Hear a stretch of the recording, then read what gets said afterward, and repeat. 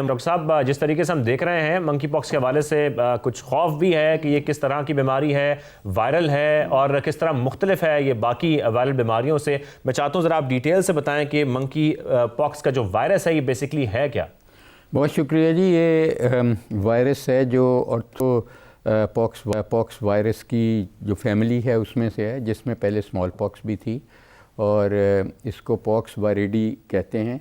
और ये virus basically तो जो प्राइमरी इसका होस्ट है वो एनिमल्स हैं, ज़ूनोटिक वायरस है। अच्छा। और एनिमल्स को जब आप हैंडल करते हैं हर किस्म के एनिमल को, तो उससे ये ट्रांसमिट हो सकती है क्लोज़ कांटेक्ट से। और ख़ासकर जब हमारे मुल्क में कोई हाइजीन का इतना कंसेप्ट नहीं है, ख़ासकर जो एनिमल हैंडलर्स हैं जो स्लॉटर करते हैं, उन्होंने हार्डली कभी ग्लव्स भी पहने मैंने नहीं देखा उनको, ना वो मास्क पहनते हैं। ये बेसिकली वायरस ट्रांसमिट होती है एक से दूसरे जानवर से इंसान को, फिर इंसान से इंसान ट्रांसमिशन होती है। ये स्विच होती है from animal to human switch.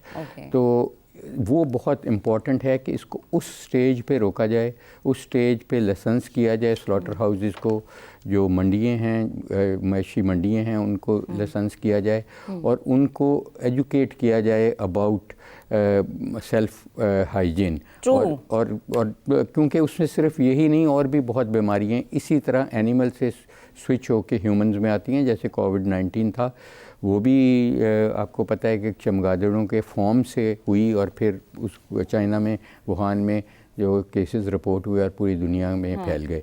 तो इसलिए मैं समझता हूँ कि हमारा प्रॉब्लम ये है कि हमारी जो पॉलिसीज़ हैं वो अग्रेसिव हैं, इशू बेस्ड हैं।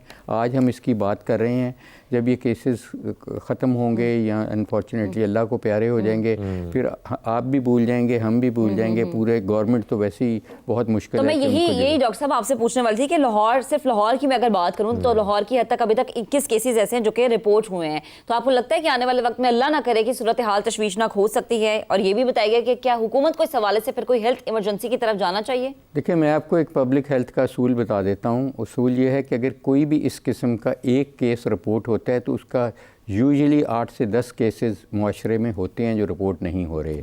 ये अच्छी जहाँ पे हेल्थ केयर सिस्टम फाल है, बहुत उधर की बात कर रहा हूँ, तो यहाँ पे तो उससे ज़्यादा होंगे।